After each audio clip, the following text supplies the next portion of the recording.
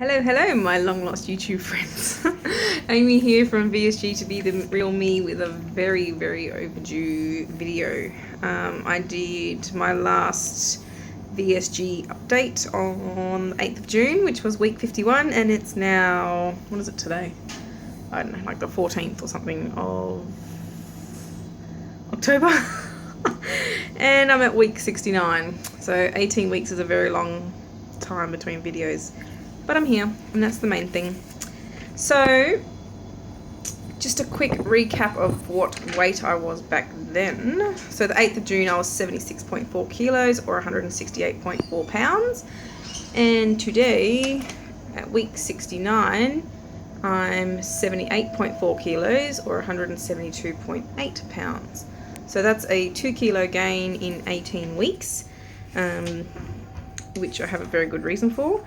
If you haven't seen any of my Facebook updates, which I've only done a couple, but there's a couple there, I am currently,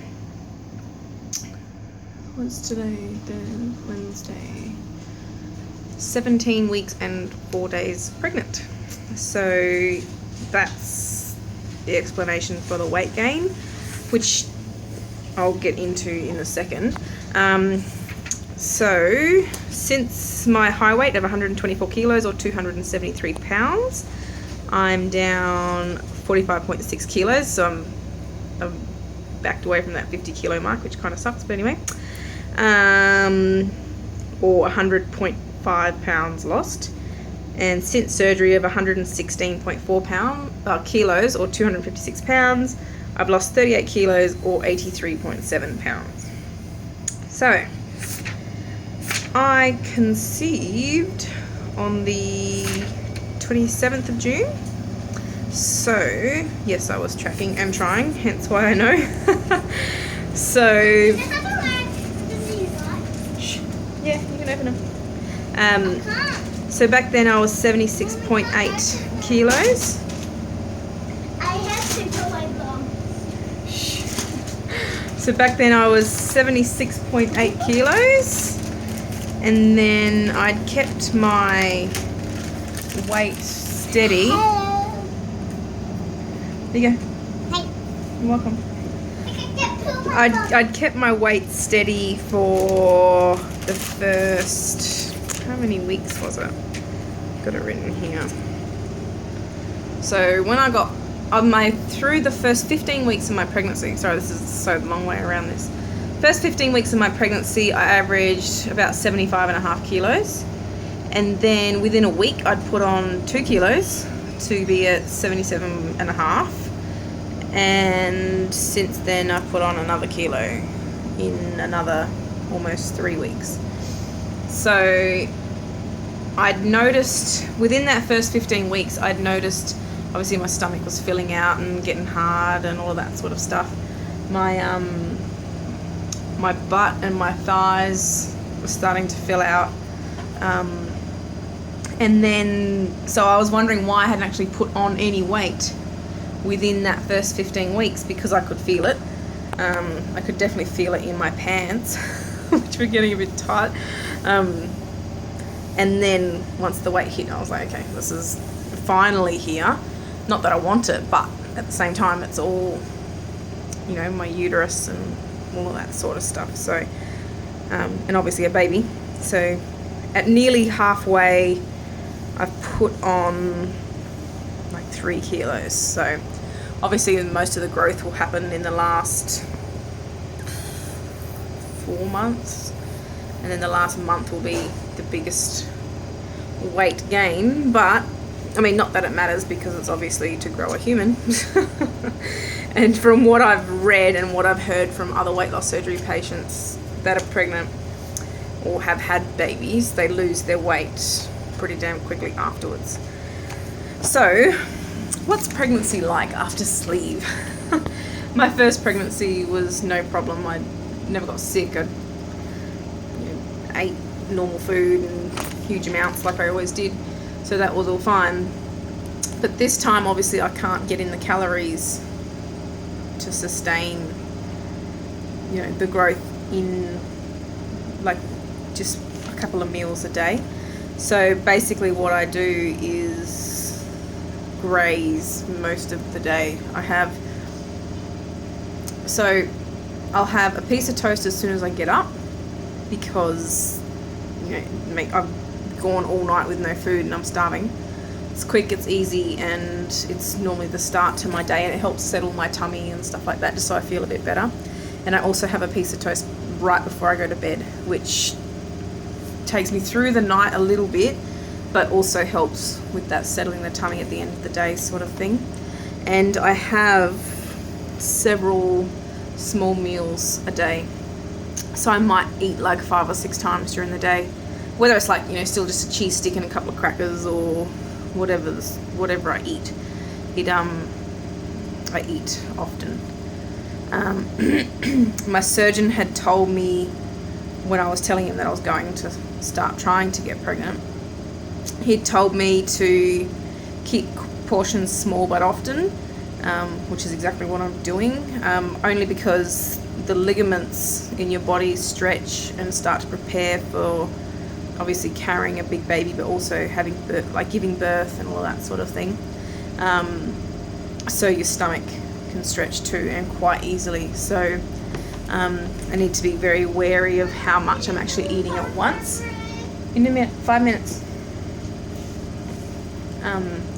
So I'm very wary of how much I actually eat. No, you got no clothes on. Okay. So yeah, I try and be really careful of how much I'm actually eating at once, which obviously still can't eat a lot. And the further I get along in this pregnancy, the less space I'm going to have internally. So the less I'll be able to eat anyway. So I have a midwife here that, she's like, I'm her patient. And I'd asked her if they'd dealt with anyone here that has had a sleeve. Like, this is only a small town. There's only like 38,000 people or something here. So we've only got the one hospital, which is a public hospital. So having private health means nothing. But anyway, they do have a little offset clinic that you'll get assigned a midwife, and that's your midwife through your whole pregnancy, which is nice. And she hadn't heard of any, but asked up at the actual hospital if they'd dealt with any up there. And she said that the head obstetrician up there, she wants to see me. And she also, after our meeting, she wants me to see the dietitian just to make sure, obviously, because I'm not getting the quantity, I need the quality in food, which, we all basically know what to eat anyway, but it's just a matter of keeping it quite healthy, which, when cravings kick in, is not easy. So cravings have been insane. I never dealt with cravings in my first pregnancy like I have with this one, and I don't know if that's like me rebelling against my sleeve or something. I have no idea, but between carbs and just sweet sugar stuff, it's very hard to to try and still eat well and fill up on good stuff, but just get rid of those cravings. So I've also wanted to drink a lot, which obviously I'm not going to because I'm pregnant, but just to have a coffee with a little bit of Kahlua or something, it would be lovely. So but Bailey's now have an ice cream here, so I buy that. I have a few teaspoons of it. At the end of the day, when you really want to have something nice, it just curbs that, that want for something. It's really strange because I don't drink normally often at all, so it's kind of like my body rebelling or something. I don't know. Sorry, that's the washing machine beeping. So the biggest symptoms I've had apart from cravings would have to be really early on was being super lightheaded all the time. So I've had to up my water. That's why I eat a lot more often, just to try and curb all of that stuff as well.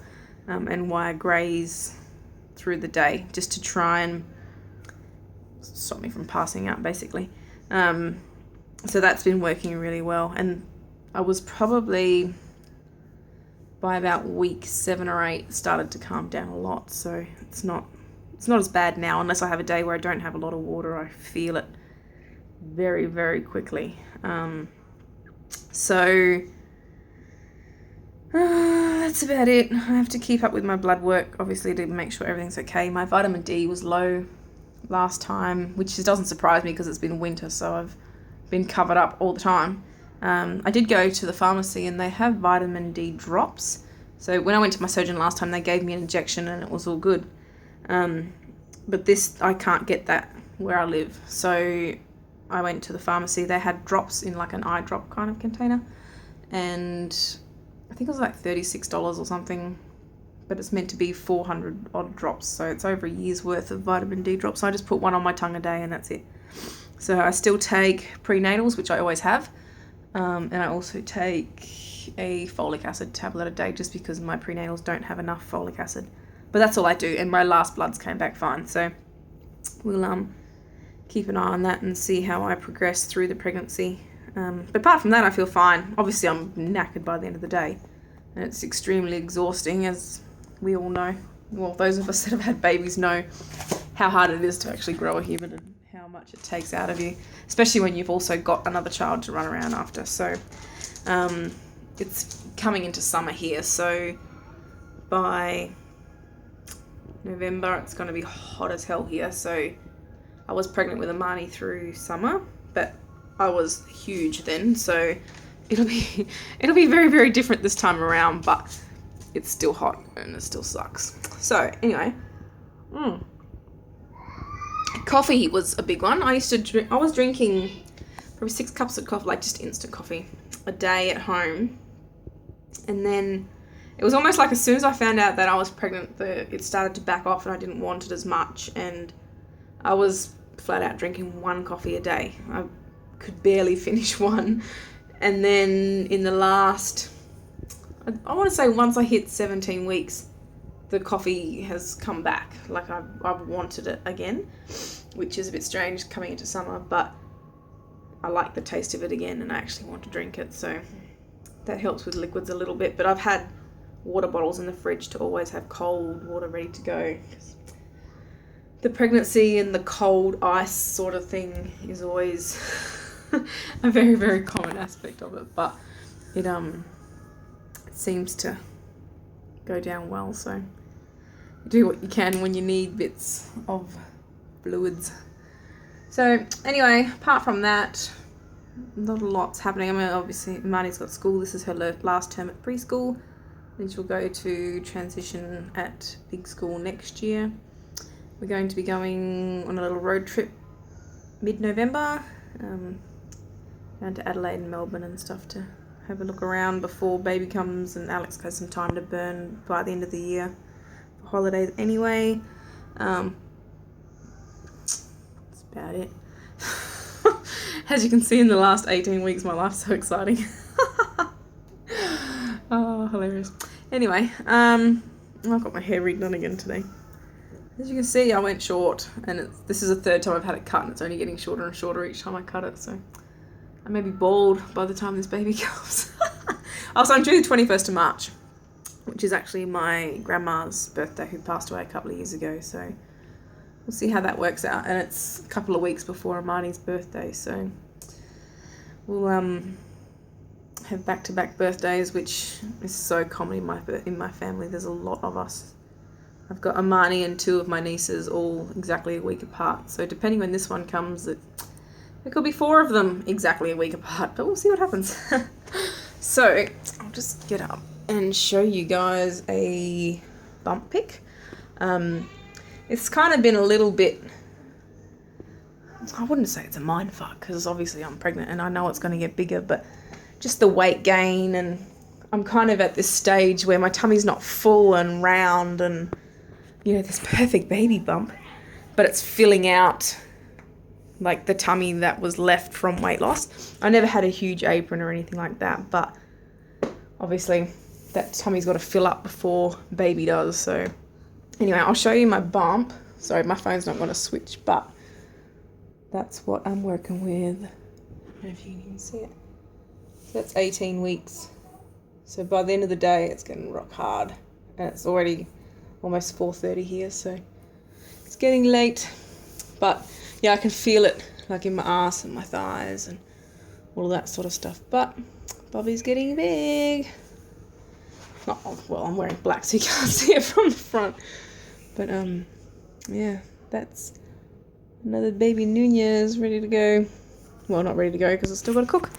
But anyway, I have my my ultrasound the 27th on a Tuesday, so I'll find out what the sex is and all that sort of stuff, so that's an exciting one.